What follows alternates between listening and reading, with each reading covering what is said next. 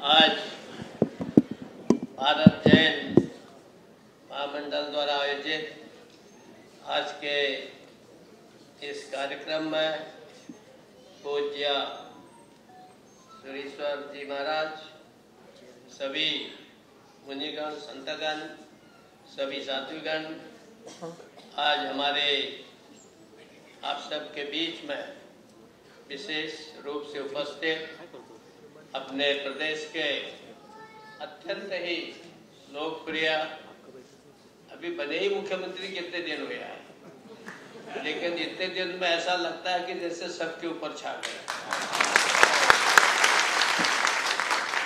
और ये जितना छाए जा रहे हैं उतना बादल भी छाए जा रहा है। ऐसे हमारे आदरणीय प्रधानमंत्री और मुख्यमंत्री, क्या पता क्यों हो जाए,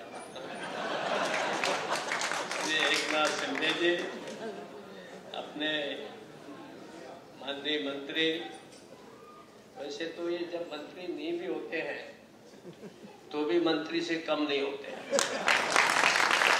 तो ऐसे हमारे आदरणीय मंगल प्रभात जी, भाई राकेश मेहता जी का आग्रह था कि हमें रहना चाहिए। मैंने कहा मुख्यमंत्री आ गए तो सब कुछ है, लेकिन इनका क्या थी आ गई।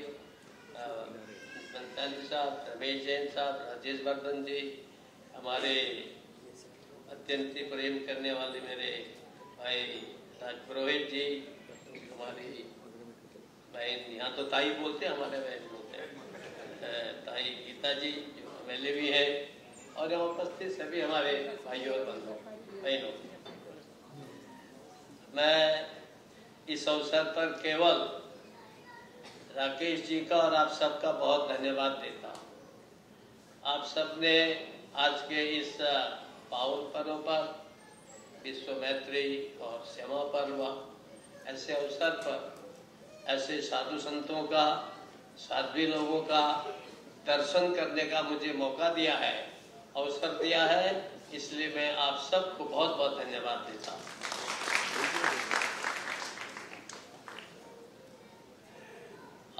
हम सब लोग भारतीय हैं।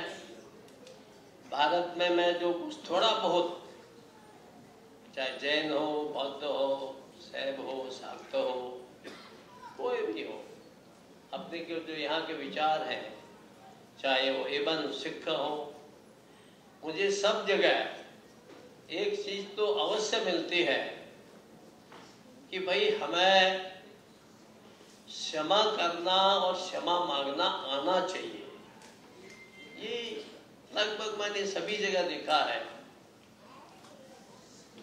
जब रामायण शुरू की वाल्मीकि जी ने, तो उसमें राम जी के जो गुण गाते हैं वो कि कैसे प्रभु राम किस प्रकार के श्रेष्ठ ऐसे व्यक्ति के बारे में है, तो बोलते हैं कि ये समुद्र यो गांभीर्यम, समुद्र के समान राम गंभीर है।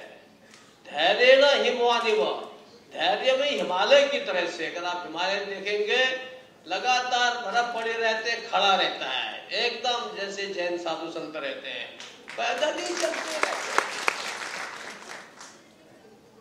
गाड़ी में बैठोगा नहीं, बैलगाड़ी में भी नहीं बैठेंगे, पैदल ही चलते रहते हैं, धैर्य से चलते। इतना धैर्य है इनको कि कितने 3000 साल हो गए तो भी जैन धर्म का अभी भी उतना ही सम्मान है जितना 3000 साल पहले।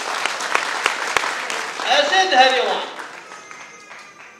ऐसे ही और राम के बारे में जो बहुत से गुण है, पर मैं तीसरा गुण बोल रहा हूँ। और तीसरा गुण कहते हैं पृथ्वी क्षमा क्षमावान, पृथ्वी के समान वो क्षमावान है। यानी पृथ्वी हमको क्षमा करती है, हम उसको खोदते हैं, उसमें विष्टा करते हैं, उसमें लघुशंका करते हैं, हम उस पर चलते हैं, लेकिन पृथ्वी हमको फल देती है, अनाज देती है, रहने को जगह देती है, पीने को पानी देती है, सब कुछ देती है। वो हमारे सब चीजों को क्षमा करती है। तो कहते हैं क्षमा में राम के समान बनो, धरती के समान वो क्षमा करने वाले राम हैं। तो ऐसे ही ये जो क्षमा है, हमारे संत कवि तो वहां हिंदी में कह गए कि क्षमा बड़न को चाहिए, छोटन को उत्पात। मुनि जी क्षमा बड़ उनको चाहिए, छोटन को उत्पाद। जो छोटे किस्म के, जिनका हृदय छोटा है, वो उत्पात करेंगे, उद्दंडता करेंगे, गड़बड़ करेंगे, दूसरे को तंग करेंगे। लेकिन दूसरा तंग कर रहा है, जिसका हृदय बड़ा है, वो उसको क्षमा कर देगा। ये हमारे भारत का बोलो का हर जगह का मैं बोल सकता हूँ, आपको अनेक धर्मों के अनेक साहित्य में से बोला जा सकता है, क्योंकि ये भारत की परंपरा है, ये भारत की विशेषता है। और इसीलिए यहाँ जब लंका विजय की जाती है तो भगवान राम लंका विभीषण को देते हैं, अपने पास नहीं रखते हैं।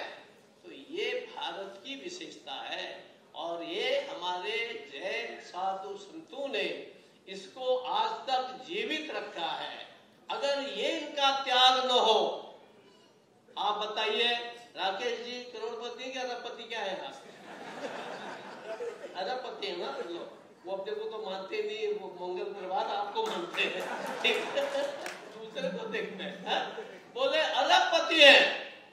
अभी आप लोग बोले मैं नहीं जानता, मेरे लिए अरब खरब जीरो से एक समान है, मेरे कोई फर्क नहीं पड़ता है। अब ये इतने बड़े हैं मंगल प्रभात जी, जहां देखता हूं वहां से पुणे तक जाता तो वहां भी लोढ़ा बिल्डिंग दिखाई देती है। ये अमेरिका लंदन में भी ये भी बता दो, मेरा तो ये भी ज्ञान नहीं है, हमारे एक बात ये सब जानते हैं।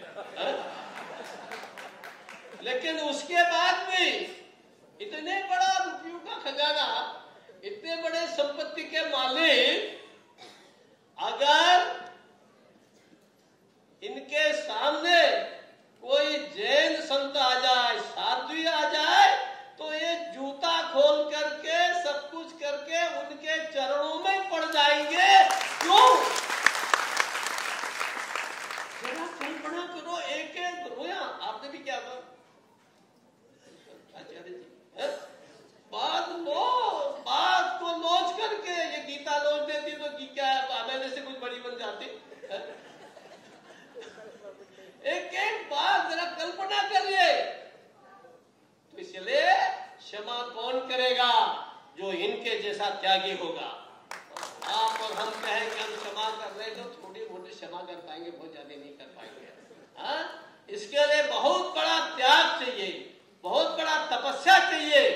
और हम सब लोग जब तक ऐसे संतों के प्रति इनके चरणों में प्रणाम करते रहेंगे, मुझे तो इनके सामने बोलने में भी डर लगता है कि मैं सोचता हूँ कि जो इतने ज्ञानी विज्ञानी है, उनके सामने हम क्या बोलेंगे एकनाथ भगत सिंह। लेकिन उनके धर्म है, राजनीति में है, थोड़ा बहुत क्या कहते हैं कि राजा का भी महत्व होता है, तो इसलिए मुख्यमंत्री, राज्यपाल, मंत्री सबको आपके सामने आगे बोलना पड़ता है उनके सामने।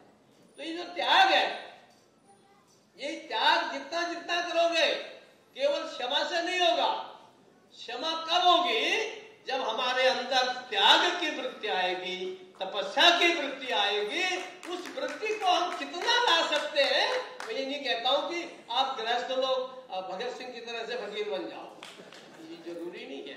लेकिन हम अपनी गृहस्थी करते हुए, अपनी धन संपत्ति को बढ़ाते हुए, उसको हम कितना समाज के लिए करते हैं। जैसे अभी एकनाथ जी कह रहे थे, मुख्यमंत्री जी, कि वहाँ केदारनाथ तो वहां जाता हूँ, वहां तो वहां जाता हूँ। ऐसे थोड़ी मुख्यमंत्री बन गए, करते हो तभी तो बने। तो इसलिए हम सोचते हैं कि आज अनेकों हजारों वर्ष से जो इस प्रकार का, मैं वो सत्य, अस्तेय, अहिंसा, ब्रह्मचर्य और सारे अपरिग्रह, इस पर नहीं जा रहा हूँ, मेरा विषय नहीं है, कभी संतों से उस पर सुनिएगा।